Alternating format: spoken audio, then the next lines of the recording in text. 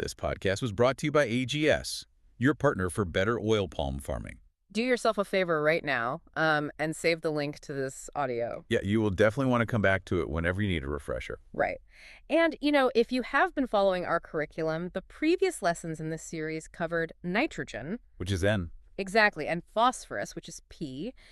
But today's lesson is entirely focused on potassium, or K. Yeah, and just to let you know, later in the NPK school, we will have lessons on how to use nitrogen, phosphorus, and potassium together out in the field. Which is crucial. It is. And that will be followed by a session covering several micronutrients, too.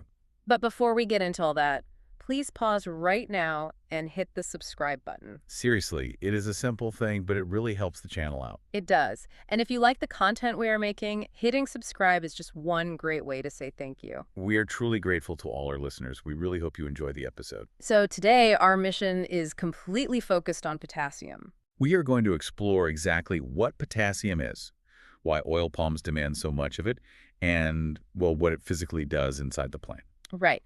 And we will cover how to spot the field signs of a shortage, plus the practical causes of low potassium in your dirt. Because it is usually the dirt, right? Oh, absolutely. Then we are going to look at practical ways to improve your crop's response while reducing fertilizer waste. Which saves money. And finally, we will tackle common myths, seller tactics, and how to actually read a label so you can calculate your actual cost per kilogram of potassium. It is going to be packed. Yeah, so before we can fix a shortage in the field, Yeah. I think we have to look closely at what this nutrient is doing inside the palm, like every single second. It is constantly working. Right. I want you to picture potassium as the plant's master water pump and also its highway transport system. I like that analogy, because to see how that pump operates, you have to look at what potassium is before it even enters the root. Okay, lay it out for us. Down in the soil moisture, potassium exists as a positively charged particle. Meaning it has an electrical charge. Yes. In chemistry, when a particle carries an electrical charge like that, we call it an ion. Okay, an ion. Right, so the palm roots absorb these positively charged potassium ions directly from the water in the dirt. Just pulls them right in. Exactly. And the moment those ions are inside, they get sent straight to the surface of the leaves to manage water. Wait, I want to clarify the mechanics of that. How does a charged particle from the dirt actually control water way out on a leaf? Well, the leaf surface is covered in pairs of specialized cells. They're known as guard cells. Guard cells, okay. Yeah, you can think of them like two long balloons pressed against each other. Like balloon animals? Kind of, yeah. Potassium ions move back and forth into these guard cells. When potassium floods in, the cells absorb water, swell up, and they curve away from each other. So they bend apart. Yes, and that swelling physically opens tiny pores on the leaf surface. We call these tiny pores stomata. Stomata. So the plant is basically using potassium to mechanically force these pores open. And when it wants to close them, it just pulls the potassium out. It reverses the entire process, yeah. Mm-hmm. And controlling those pores dictates the entire water loss process for the leaf. So the leaf breathing, essentially. Right. The process of water evaporating out of those pores is what we call transpiration. Opening the pores allows the plant to cool down. Like sweating. Very much like that. And it lets carbon dioxide in from the air, which is absolutely required for making food. But keeping them open too long is bad, right? Right. Closing them stops the plant from drying out completely. So if a field is critically low on potassium, the palm literally loses the ability to operate those doors. It does. The doors are stuck. So during dry, hot weather, if it cannot close its pores, it just bleeds moisture. It suffers severe drought stress. Exactly. That is the water pump failing. Okay, that makes sense. So that covers the water pump. Yeah. But you also have to build the actual fruit bunch. What is the transport highway doing? Well, making food and moving food are two entirely different jobs for the plant. First, potassium activates the specific enzymes the plant relies on to manufacture sugars and starches. Because it turns the factory on. Right. But once those sugars and oil precursors are built up in the leaves, they cannot just sit there. They have to go somewhere. They have to travel down the trunk and load into the developing fruit bunches. And potassium acts as the transport vehicle on that highway. Oh, wow. So it physically moves the food. Yeah, the plant might be able to create food without sufficient potassium, but it cannot efficiently haul that food into the fruit. That is a huge bottleneck. It is. It also helps balance other nutrients inside the tissue and strengthens the palm against diseases. Let's put a practical number on this, for the field advisor listening, Yeah. we are talking about building heavy fruit bunches. How much of this nutrient is actually leaving the plantation on the back of a truck? Massive amounts. Like how much? Well, if your block is yielding 26 tons per hectare of fresh fruit bunches, you are physically removing about 122 kilograms of potassium from that hectare every single year. 122 kilograms. Every single year. It is carried away inside the fruit. So it is just gone from the system. Entirely gone. And if you do not replace that 122 kilograms in the dirt, your soil reserves crash. That brings us directly to the visual reality in the field. Right. Let's say a farm hasn't replaced that 122 kilograms for a couple of years. The tank is just empty. A very common scenario, sadly. Right. So if I am walking a block, what are the visual clues I am hunting for? You always want to look at the older, lower leaves first, Why the older ones? because potassium is highly mobile inside the plant. When the roots are starving for potassium, the palm makes a survival choice. It panics. Exactly. It will actively strip potassium out of its own older bottom leaves and transport it up to the top canopy to protect the newest shoots. Wow, so it cannibalizes itself to keep the new growth alive. It really does. Walk me through the visual progression on those lower fronds. What does the cannibalization actually look like? Well, the earliest stage is a symptom we call confluent orange spotting. Confluent orange spotting. Right. You will see small, pale green spots forming on the individual leaflets. As the weeks pass, those spots turn yellow, and then they shift to a very bright, distinct orange color. And what does the confluent part mean? The word confluent just means merging together. Oh, okay, so they blend. Yeah, eventually all those hundreds of tiny orange spots bleed into each other to form these large, ugly blotches across the leaf. And if I see that and just, do nothing, I assume the leaf doesn't just stay orange forever. No, it definitely doesn't. The plant tissue eventually dries out, crumbles, and dies. Just completely dead. Yeah. Mhm. And when plant tissue dies off completely from a severe deficiency or a disease, we call it necrosis. Necrosis, got it. Right. So in an ignored field, the whole lower canopy will suffer necrosis. The lower third of your trees will look completely dead and brown. It is a terrible look. But, I have also walked fields where the middle of the canopy looks sickly yellow, and there are pale white marks down the leaves. It almost looks like someone painted lines on them. Oh, yeah. You are describing white stripes. White stripes, okay. Yeah, you will spot these pale, whitish bands running straight down the midrib of the leaf. And this is a very specific red flag. Because it is not just low potassium. No, white stripes do not just mean low potassium, they mean an active imbalance. Imbalance with what? It tells the advisor that the farm has applied far too much nitrogen fertilizer and not nearly enough potassium to counter it. Ah, so the nitrogen is overpowering it. Exactly. And when that happens, you will also see overall bunch size drop and way fewer individual fruits forming. Now, I want to push back on the underlying cause here. Hmm. Let's say I am an advisor, and I know for a fact the owner bought and applied a massive load of potassium like 6 months ago. Okay.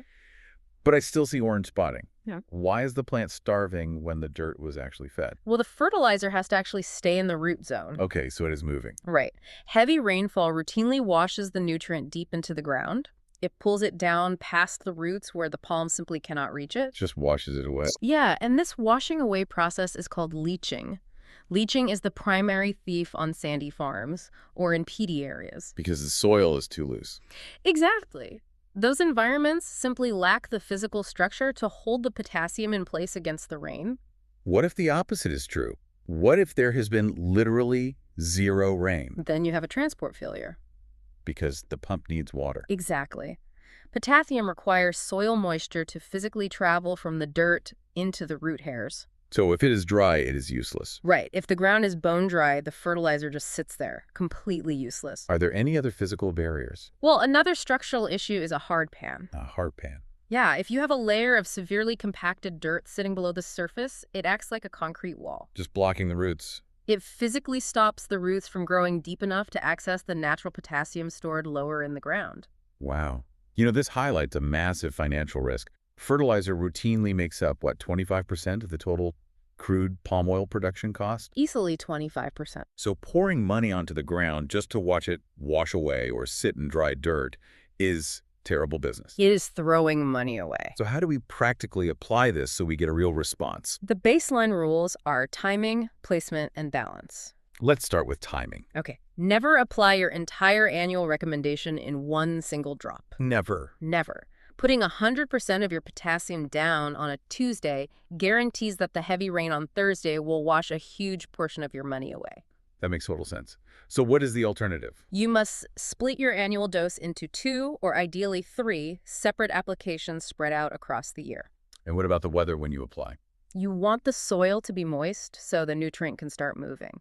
But applying right before a forecasted storm is a huge mistake. Right, because of the leaching. Exactly. Okay, let's talk about placement. I regularly see workers rushing through a block, just throwing handfuls of fertilizer right against the base of the trunk. It is faster. Oh, yeah, it is faster, but that physically harms the palm. Yeah, fertilizer is concentrated salt. Throwing it against the stem will literally burn the plant tissue. So where should it go? You have to force the roots to forage. You spread the fertilizer evenly in a broad circle around the palm. How far out? For a mature tree, that circle must be strictly 50 to 100 centimeters away from the trunk. Okay, so 50 to 100 centimeters for mature and for young trees. For a young palm under 3 years old, you pull it in a bit closer, maybe 30 to 50 centimeters away. Okay, so timing, placement. What about balance? You mentioned it earlier regarding nitrogen causing those white stripes. Right. Does potassium fight with any other nutrients in the soil? Oh, absolutely. It fights a constant battle with magnesium. Magnesium, how does that work? Picture the root as having a limited number of doors.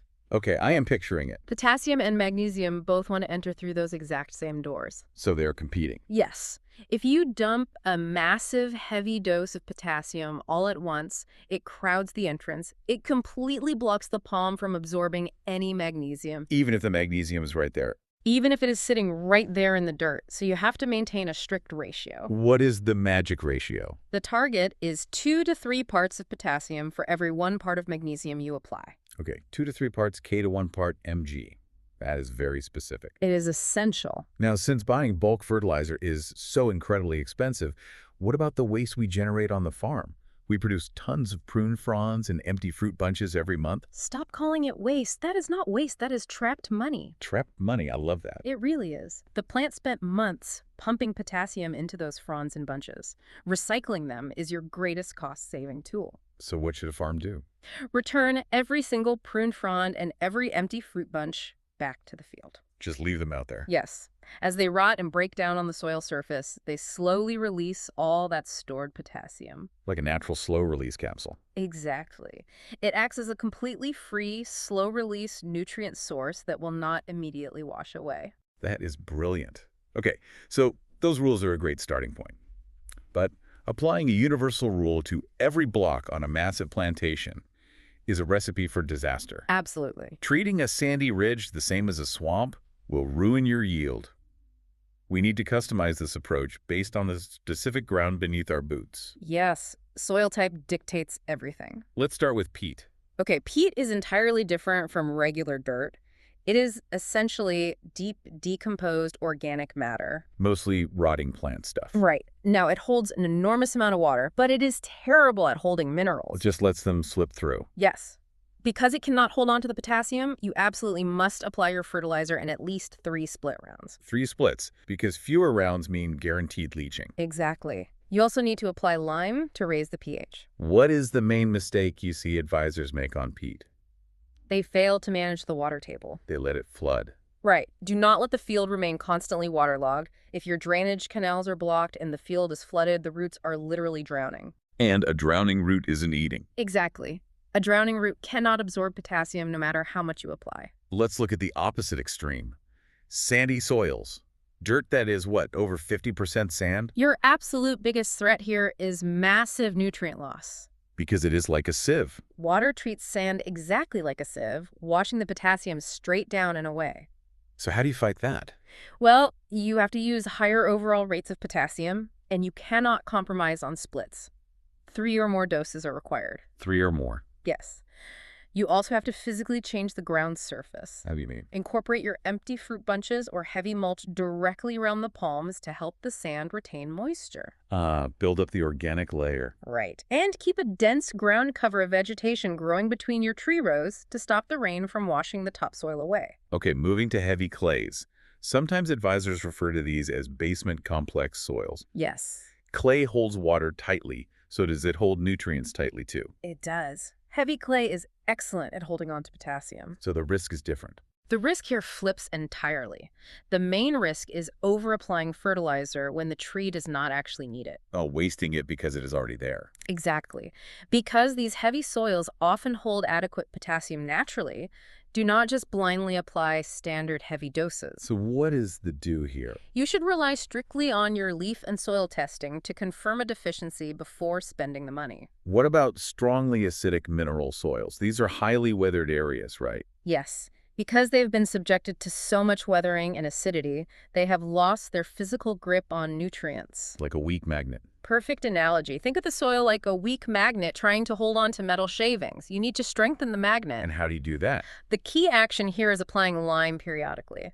Liming improves the soil's natural holding ability for positively charged nutrients. Wait, there is a term for that magnetic ability, right? Yes, we refer to this magnetic holding ability as the soil's cation exchange capacity. Cation exchange capacity. By raising that capacity, you trap the potassium in the root zone longer. Nice. And remember, on these acidic soils, maintaining that strict balance of magnesium alongside your potassium is absolutely critical. Let's touch quickly on a few other soil types globally. What about alluvial soils? You see those near riverbeds. Right, yeah. Those are generally quite fertile. But the does is we still need to split your doses, maybe 2 or 3 times.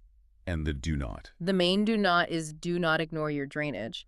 The main potassium loss risk there is localized flooding. Because the river swells. Exactly. Got it. And acid sulfate soils. Those are always a headache. Yeah, they really are. For acid sulfate, the critical do is managing your water table carefully. You have to keep it high enough to prevent the soil from oxidizing. Because if it oxidizes, it becomes severely acidic. Right, which locks up your nutrients, so do not let the field dry out completely. And again, split those potassium doses to keep a steady supply. And finally, what about volcanic soils? Volcanic soils are incredible. They have a huge capacity to hold nutrients naturally. So just dump it on. No, you have to be careful. Do not over-apply just because the soil can take it. Why not? The risk there is actually an imbalance. They often have high calcium or magnesium, which can block the potassium uptake. So do use soil tests to get that balance right. Okay, so understanding your soil protects the health of your crop. It does. But understanding how to read a label protects your farm's bank account from Yeah. slick marketing. This is where people lose a lot of money. The agricultural sector is flooded with salesmen pushing shiny new products and complex blends. We really need to debunk some field myths so nobody gets tricked into buying a solution they do not need. There is a lot of bad advice out there, especially regarding leaf symptoms. Like what? Well, myth number 1 involves those orange spots we talked about earlier. The confluent orange spotting. Yes, a seller will walk your block, point straight at that spotting, and confidently tell you that it is a boron deficiency. Why would they say that? Because they make a high margin selling you expensive micronutrient packages. Oh, of course. The fact is, confluent orange spotting is a thoroughly documented classic potassium deficiency. Do not let someone sell you boron to fix a missing potassium problem. I see the exact same tactic used with white stripes. A seller points to the pale midrib and claims it is a rare trace mineral issue. And that is myth number 2. It is equally false. So no trace minerals needed. White stripes do not mean you need an exotic micronutrient. It means your field management is out of balance. Like we said, high nitrogen, low potassium. Exactly. Your nitrogen applications are too high and your potassium is too low. You fix it by adjusting your bulk fertilizer, not by buying a specialty supplement. You know, my personal frustration is with the tiny bottles. Oh, the boosters? Yeah. A seller pulls up in a truck, holds up a 1-liter bottle of fancy liquid fruit booster, and claims spraying it will replace your entire bulk fertilizer program for the year. That claim ignores basic math and physics. It really does. We established earlier that a healthy block physically hauls 122 kilograms of potassium away in the harvest truck every single year. Right. A tiny plastic bottle of liquid physically cannot contain enough mass to replace 122 kilograms. It is just impossible. It is. You absolutely must use bulk fertilizer to replace bulk removal. So when we do buy bulk fertilizer, how do we read the label to guarantee we are paying the right price? You have to calculate the actual cost per kilogram of the potassium itself, not the total weight of the bag. You are buying the active ingredient. Exactly. The global standard is generic potassium chloride. It is commonly known as muriate of potash, or MOP. MOP. Check the bag. MOP is 60% active potassium, which is written as K2O. 60%. Because it is highly concentrated, MOP is almost always your cheapest and most effective option. What about potassium sulfate? I see that pushed as a premium alternative all the time. Right. Sulfate of potash, or SOP, is different. First, it is only 50% active potassium. Only 50. Yes. And second, it is significantly more expensive. So why buy it? The guidance is simple. Only buy the expensive sulfate version if you have proven your crop desperately needs sulfur, or if you are growing something that will die from chloride exposure. And oil palms. Oil palms handle chloride without any issues whatsoever. Stick to the 60% MOP standard. How do I do the math in the shed? To find the real price, divide the total cost of the bag by the active percentage, either 60 or 50. And that strips away the marketing. Exactly. That calculation strips away the marketing and tells you exactly what you are paying for the pure nutrient. Before we wrap up, we want to leave you with a completely new thought to mull over. Okay. Think about this. We are so obsessively focused on buying potassium in heavy bags, we forget we are literally growing it right on the farm. That's a great point. A single massive palm frond takes months to build and is packed with pure potassium. Heavy with it. Every time a hurried worker tosses a pruned frond into a ravine or a drainage ditch, instead of laying it in the root zone, they're physically throwing away your fertilizer budget. Right into the trash. It is a leak you can plug for free, but we always want to turn knowledge into action. So here are your specific tasks based on today. All right, for your actions tomorrow morning. First, walk your blocks and inspect the older lower leaves. Look down, not up. Right. Hunt specifically for early signs of confluent orange spotting or those white stripes along the midrib. And the second action. Second, walk into your fertilizer storage shed. Read the labels on the bags you currently own. Do the math. Yes. Calculate the actual cost per kilogram of the active potassium using the 60% rule for MOP or the 50% rule for SOP. Find out what you are truly paying. Excellent. And for your decisions over the next month. First, look at the soil map of your farm. Decide exactly how many split applications you will schedule for potassium in the upcoming year, based entirely on your soil type. Soil type dictates everything. It does. If you are farming on sand or peat, commit to at least 3 splits right now. Bare minimum. Second, establish a strict, non-negotiable placement policy for your farm's pruned fronds and empty fruit bunches. Make it a rule. Guarantee that your team is recycling that free potassium back into the root zones 50 to 100 centimeters away from the trunks. Thanks for listening.